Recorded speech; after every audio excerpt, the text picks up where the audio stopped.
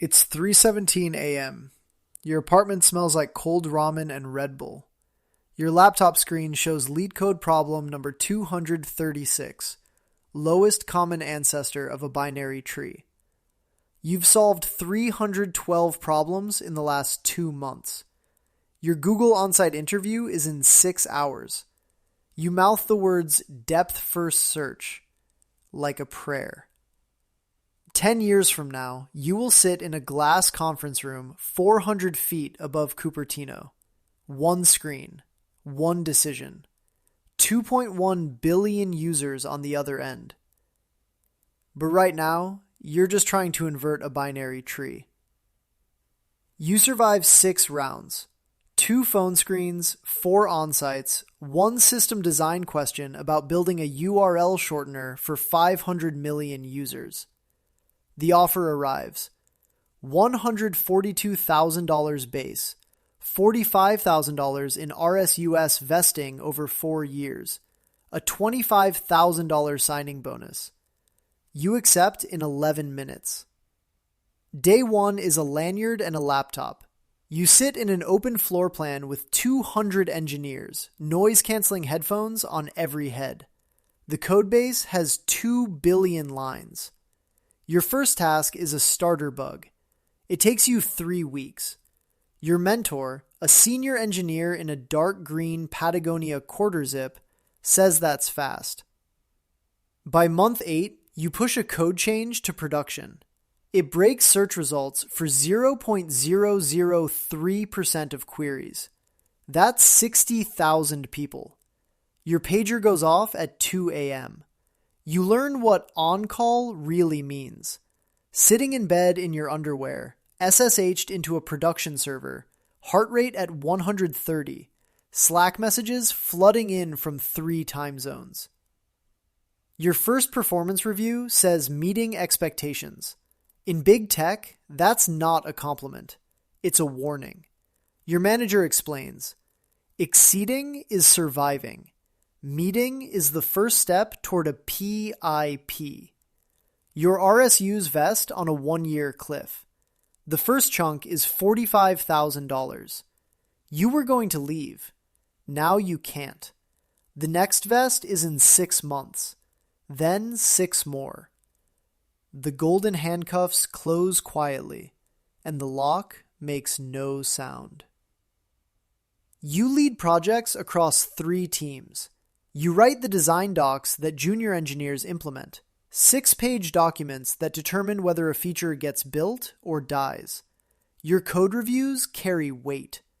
2 letters from you, LGTM, and it ships. This is the L5 cliff.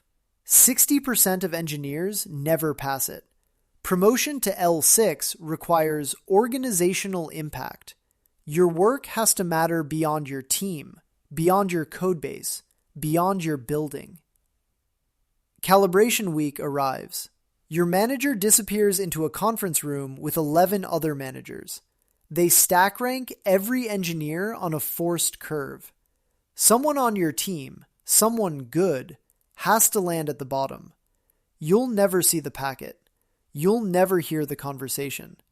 You find out your fate through a calendar invite titled Performance Discussion. A teammate gets pipped. He's been here 4 years. He has a 2-year-old daughter and $340,000 in unvested stock. PIP means 30 days to demonstrate improvement. In practice, it means 30 days to find another job. He cleans out his desk on a Thursday. By Friday, his Slack account is deactivated. Nobody mentions his name in stand-up. You are now in the top 8% of engineers at the company. You don't write much code anymore. You write documents. 12-page technical strategies that determine what 500 engineers build for the next 3 years. Your title is staff engineer, but your job is architect, diplomat, and oracle. A VP asks you to evaluate whether the company should build or buy a $200 million infrastructure platform. Your analysis, a 14-page document with load projections, cost models, and migration timelines, determines the answer. 2 years of engineering work hinge on your recommendation. You submit it on a Tuesday. By Thursday, it's approved. You propose deprecating a system that 40 teams depend on. The migration will take 18 months. 3 weeks of meetings, 11 stakeholder reviews, and 1 all-hands presentation. It passes. 500 engineers now execute your vision. Your identity has shifted. You were hired because you could code. Now your job is to think, to persuade, to be right about things that haven't happened yet. Some of the best coders you know washed out at this level. The skill set changed and they didn't. You manage managers. Your org is 180 engineers. You set quarterly OKRs, control headcount budgets, and make decisions about who gets hired and who gets cut. Your calendar is a wall of back-to-back 30-minute blocks from 8 a.m. to 6 p.m. You code nothing. You haven't opened a terminal in 2 years. It's RIF season. Reduction in force. You're given a number. Cut 15%. That's over 100 people. You have 48 hours. You sit with your managers and choose names. Some of them you hired personally. You recruited one of them from a competitor with a handshake and a stock package worth $400,000. You deliver the news over Zoom. Camera on. Script provided by HR. This is not a reflection of your performance. It is, though. Everyone knows it. You do 11 of these calls in one day. At 2 p.m., you have a strategy meeting. You present a roadmap for Q3. Your voice doesn't shake. It can't. You own a product that 800 million people use daily. Feed, search, ads, cloud, maps. These are VP-level domains. You set multi-year strategy. You present to the CEO quarterly. Your decisions become press releases. You are 5 levels removed from anyone writing code. Between you and the engineer fixing a bug at 2 a.m., there are 4 layers of management, 3 planning cycles, and 2 reorgs. You set the direction. Someone, somewhere, types the code. A whistleblower leaks internal research showing your product harms teen mental health. Engagement metrics went up. Self-reported anxiety went up faster. You're in a crisis room with legal, PR, policy, and the CEO's chief of staff. The options: suppress the research, reframe it, or address it publicly. Your recommendation will be in the Wall Street Journal by Friday. Congressional subpoena arrives Monday. You didn't sign up for this kind of power, but you have it. You are one of 12 people who run a $2 trillion company. You report to the CEO. You testify before Congress.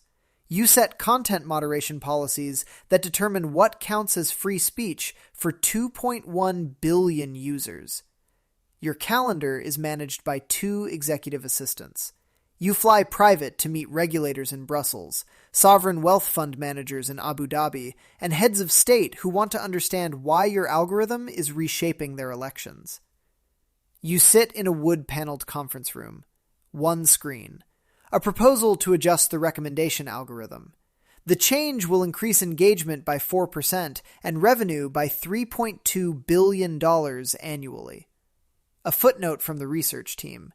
It may also increase political polarization. 6 people in the room. No one elected any of you. You approve it. There is no appeals process. You started in a dark apartment at 3 a.m., solving binary tree problems for the chance to get inside the machine. You got inside. The machine gave you everything: money, influence, a title that opens every door. Every level gave you more power and more distance from the thing you originally loved. You wanted to build. Now you decide. And the distance between those 2 things is the price of the climb. If this is your first time here, this is Inside the Machine. Every video puts you inside a system and walks you through every level, from the bottom to the room where the decisions get made. Subscribe if you want to see the next one. We're going inside hedge funds next.